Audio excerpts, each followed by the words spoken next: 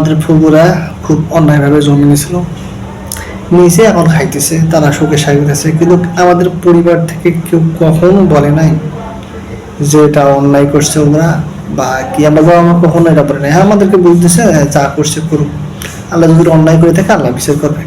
কিন্তু দেখেন, এইভাবে মানুষের গায়ে হাত দেওয়া এটা অন্যায়, ওটা অন্যায়।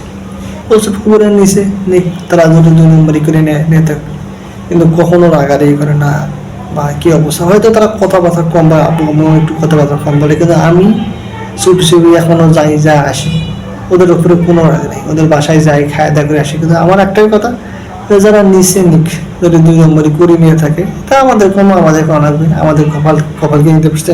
কিন্তু এই যে ভুল বোঝাবুঝি, এই যে নওগাঁ জমি নিয়ে যে ঘটনাটা ঘটছে, ভাবেই কাম্য না, বুঝছেন।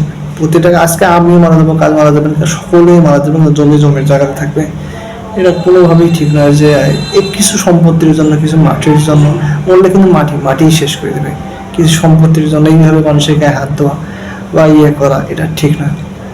সকলে একটু ভালো থাকবেন। তবে হ্যাঁ, যারা জমি দিবেন প্রত্যেক সম্পত্তি ভাগাভাগি করবেন, একটু খেয়াল রাখবেন সবাইকে সমানভাবে যাতে পায়। ধন্যবাদ সবাইকে।